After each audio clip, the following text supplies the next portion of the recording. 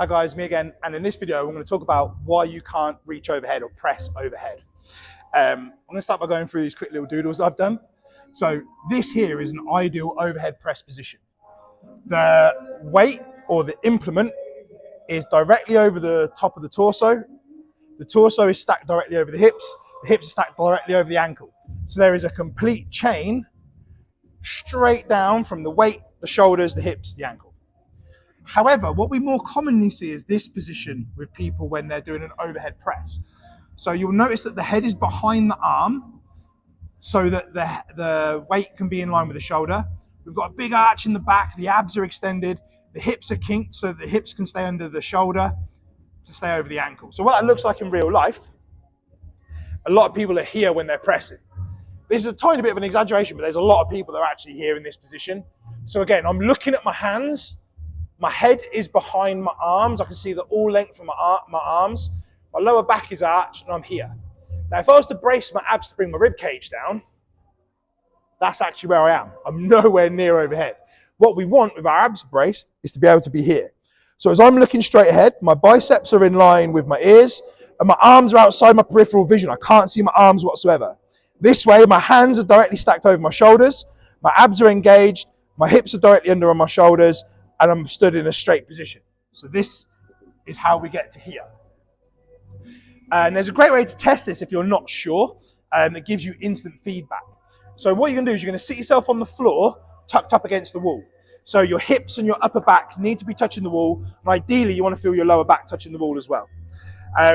From here, you're simply just going to raise your arms. And you stop raising your arms as whether your arms hit the wall or at the point that you feel that you're having to arch to come off. And that will give you a good indication as to why we can't press overhead. Sometimes it is a technical thing. You know, like a very small amount of the time it's because no one's technically shown you how to press overhead properly. However, 9 times out of 10, there's the same culprit. And the first mistake is people blame the rotator cuffs. All right, so I've got a rotator cuff issue. And that's just not true. Most people get a rotator cuff issue when they injure themselves from benching. Because long story short, your rotator cuff is a series of muscles that basically hold the top part of your arm in the shoulder girdle. The reason you can't overhead press is because you have poor scapular mobility and control. And because of that, it's your shoulder stability, I call it a triangular muscle, that causes that. So, quick little bit of anatomy. You've got your rib cage, and then you've got your scapula, your 2 shoulder blades that sit on top of the rib cage. Your shoulder blades are what are in control of can you get overhead or not. And it's made up of 3 key muscles. So I'm going to talk about each muscle. I'm going to sort of show you where they are, talk about their function and why it's normally a problem. So the first one we'll look at is the pec minor. So we all know where our pec is. It's our chest muscles. And within your pecs, you've got your pec minor, which is a muscle that runs from the inside. It comes up into your armpit and up in the inside of here. Now, the function of the pec minor is it pulls your scapula forwards and inwards. So posterior, interior movement. So it causes this range of motion. So my shoulder, again, if I turn around, my scapula, my shoulder blades, if this is tight enough, it causes them to pull forwards and in. What we commonly see, especially with guys, is everybody's obsessed with training chest. And what we also tend to see from an exercise selection standpoint is people will train chest on a 3-to-1 ratio to their back muscles. So they're overtraining their chest, which makes these muscles really strong, makes them really tight. And because of that, it then upsets the relationship between these 3, which is what makes it hard for you to press overhead because your pec muscles don't have the range of motion and they're fighting to pull you forwards all the while. The second part we've got is our lower traps. Now, our traps are like a big diamond shape of muscle in our upper back, and most people have got a really good connection to their upper traps. They can shrug. But your lower traps are the muscles that sit more up here in this range down here. And the function of them, of your lower traps, is to pull your scapula backwards and down. So again, if I try and show you through my sweatshirt, back and down, back and down. Now, a lot of people cannot control their scapula like that. And a test that you can do, if you stand up, brace your abs, put your arms out at shoulder height, And from here, I want you to pinch shoulders back and down. It's a good one to do facing a mirror. So if I do it facing the camera, from here, I want to pull back and down. Notice how my shoulders are down and my traps are relaxed. Because what most people do is this. They pull up. So we want to learn to turn our upper traps off, turn our lower traps on to pull down. And again, a lot of people can't do that. They normally have weak and inactive lower traps. So already we can see that that relationship is completely out of balance. And then the third one we've got is what we call our serratus anterior. Now, some of you might know this as the boxer's muscle. It's the one that you'll see, especially on like bodybuilders, where between the lats, the obliques, and the pecs, it's that ridge of muscles you see coming down. It almost looks like an extra rib cage sticking out. Now, the function of those is to actually pull your scapula outwards.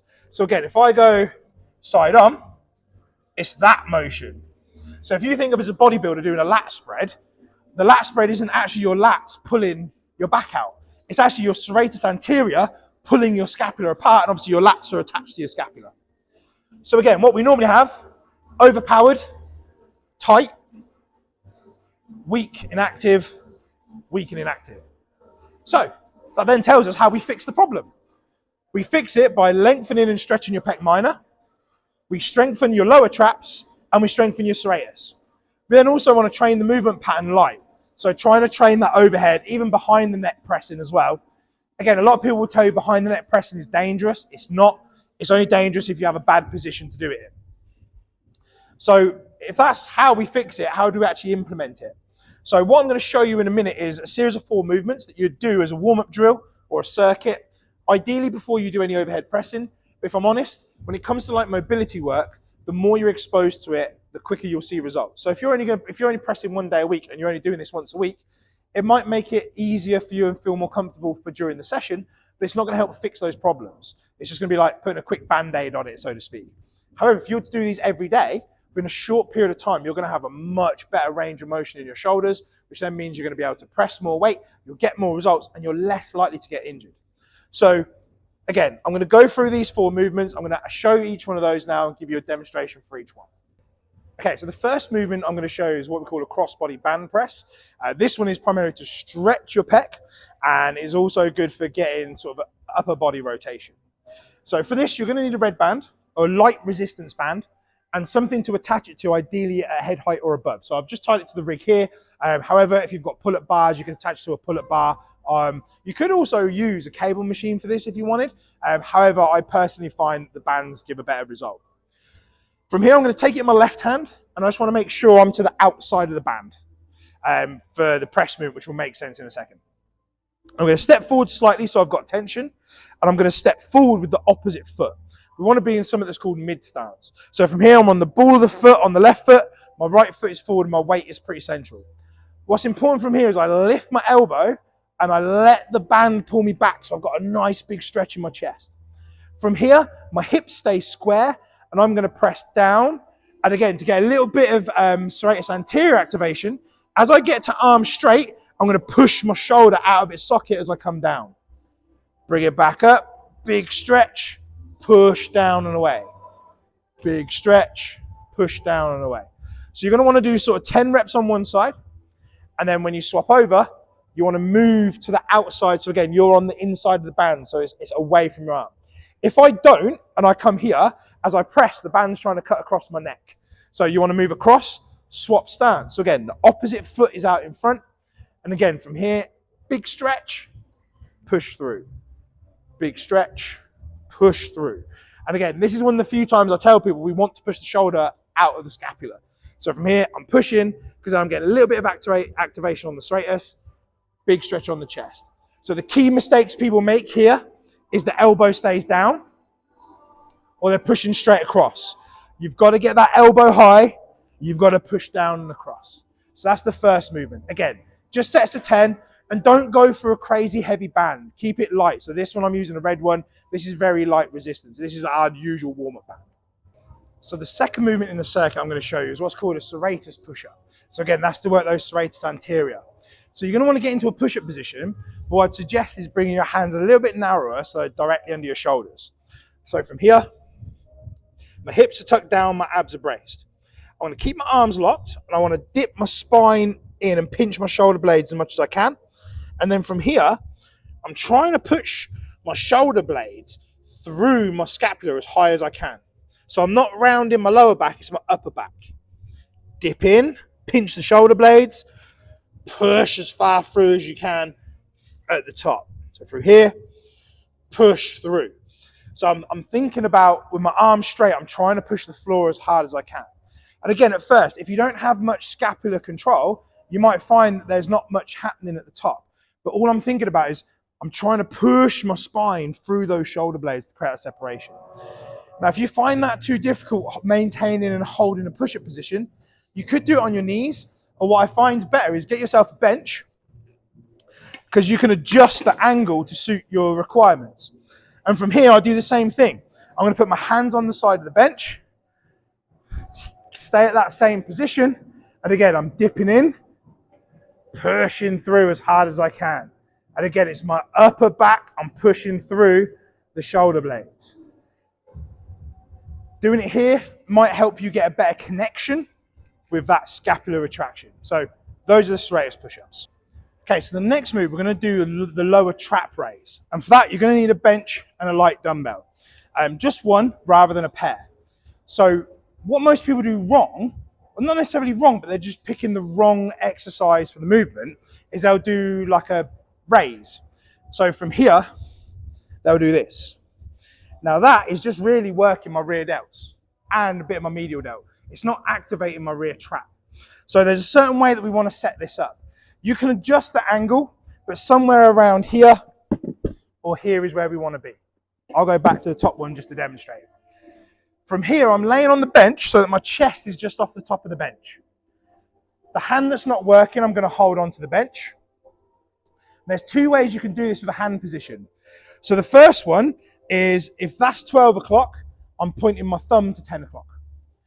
The other option, what you can do, is turn your pinky to 10 o'clock. So your thumb's pointing more at like 4 o'clock. I would say try both to see which one you get the better result with. But for now, I'm going to demonstrate the thumbs at 2 o'clock, so thumbs up. From here, I'm going to keep it strict and I'm going to raise out at a 45-degree angle.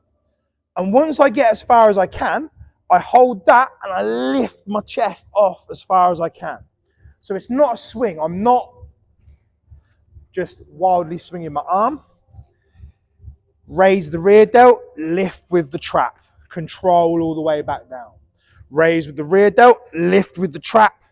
Control all the way down.